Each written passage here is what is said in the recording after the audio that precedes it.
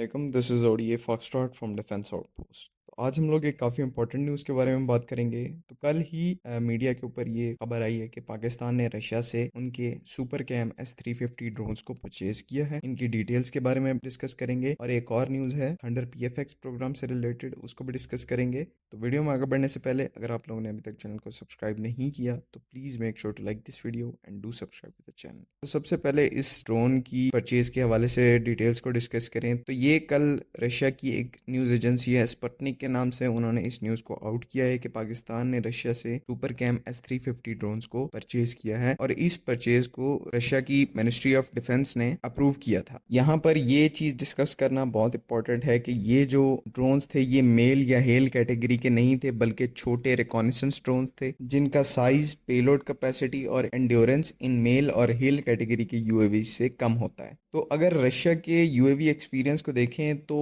इनका मेल और hello category के अंदर कोई ड्रोन्स सक्सेसफुली बनाने का एक्सपीरियंस मौजूद नहीं है, लेकिन जहां पर इनकी जो ड्रोन इंडस्ट्री वो शाइन करती है वो इस तरह के छोटे रिकॉनेसेंस ड्रोन्स हैं। ये पहले भी इस तरह के काफ़ी ज़्यादा ड्रोन्स बना चुके हैं और इनको सक्सेसफुली यूक्रेन रशिया वॉर में यूज़ कर चुके हैं। और जो सुपर कैम S-350 है ये इन सब का जो एक अगला वेरिएंट है जो कि कई तरीके के ऑप्टिकल पेलोड कैरी कर सकता है, जिसमें thermal imaging cameras, laser scanning system, optical image cameras वगैरह मौजूद है। ये ड्रोन जो है वो तकरीबन 5 घंटे की एंड्योरेंस के साथ आता है और तकरीबन 100 किलोमीटर तक डेटा को ट्रांसफर करने की कैपेबिलिटी रखता है, जो कि इस ड्रोन के यूजेज के हिसाब से कंसिडरेबल अमाउंट है। क्योंकि आपको पता है ऐसे ड्रोन्स को नॉर्मली जो ऑन ग्राउंड बैटलफील्ड में सोल्जर्स हैं वो यूज करते हैं ताकि अपने से आगे आने वाले एरिया की पोटेंशियल एनिमी टेरिटरी की रैकी की जा सके, किसी दुश्मन का नामो निशान तलाश किया जा सके। तो इस वजह से ये जो 100 किलोमीटर की रेंज है ये सुनने में थोड़ी लग रही होगी, लेकिन ये इस हिसाब से, जिस हिसाब से ये ड्रोन्स एम्प्लॉय किए जाएंगे उस हिसाब से काफी ज्यादा है और सफिशेंट है। अब यहाँ पर जो है वो कई लोग ये क्वेश्चन करेंगे कि हमारे पास तो पहले से ही काफी ज्यादा एडवांस ड्रोन्स मौजूद हैं, फॉरेन से भी प्रिक्योर किए हुए हैं, हम खुद भी इतने बड़े और इतने एडवांस ड्रोन्स बनाते हैं, तो फिर इन छोटे ड्रोन्स को लेने का क्या मकसद है। तो देखें, इन छोटे ड्रोन्स का सबसे बड़ा जो एडवांटेज है वो ये होता है कि इनका जो कंट्रोल है वो डायरेक्टली ऑन ग्राउंड सोल्जर के पास होता है कि वो इनको किस साइड पर लेके जाना चाहे, किस एरिया को कवर करना चाहे, वो ऑन ग्राउंड इस चीज को डिसाइड कर सकता है। लेकिन इन बड़े ड्रोन्स में ऐसा नहीं होता, इनके अलग से कमांड एंड कंट्रोल सिस्टम पीछे बेस पर मौजूद होते हैं। इस वजह से आप उस तरह से कोऑर्डिनेट नहीं कर सकते, बजाय इसके कि इन छोटे ड्रोन्स में जो आप खुद कंट्रोल कर सकते हो, ये चीज आपको एक एडवांटेज देती है। और दूसरा ये कि ऑब्वियसली जो बड़े ड्रोन्स होते हैं वो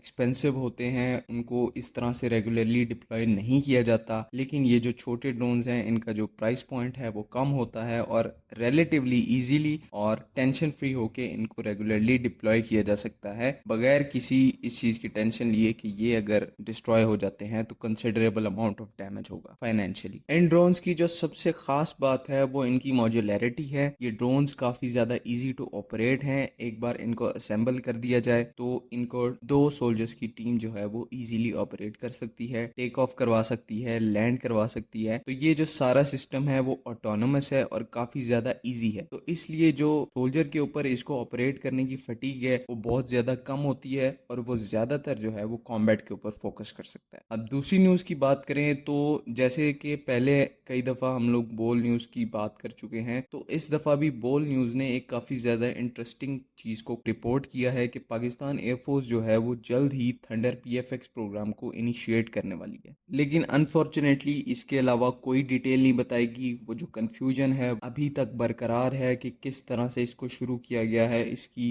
केस स्टडी शुरू की गई है, इसकी डिजाइन स्टडी शुरू की गई है, या क्या इसकी मॉडलिंग शुरू की गई है, तो इन सब में कंफ्यूजन है। देखिए, अगर आपको थंडर PFX का नहीं पता तो ये पाकिस्तान का अपना 5th जनरेशन एयरक्राफ्ट है जो किसी न किसी तरह JF-17 थंडर के साथ लिंक्ड है। ये चीज काफी ज्यादा मुमकिन है कि ये थंडर का ही ब्लॉक 4 या फिर ब्लॉक X वेरिएंट होगा, जो कि हम पहले भी अपनी वीडियोस में इस चीज को डिस्कस कर चुके हैं। तो ना सिर्फ पाकिस्तान जो है वो फॉरेन से 5th जनरेशन टेक्नोलॉजीज को प्रोक्योर कर रहा है, और ना ही हम इधर ये भूले हैं कि हमने अपनी सेल्फ इंडिजिनाइजेशन की तरफ भी तवज्जो देनी है। तो आज के लिए बस इतना ही। आई होप आप लोगों को सारी बातें जो हैं वो समझ में आ गई होंगी। अगर इसमें कोई कंफ्यूजन है तो आप बिल्कुल कमेंट्स में पूछ सकते हैं। अगली वीडियो तक के लिए अल्लाह हाफिज़। पाकिस्तान जिंदाबाद।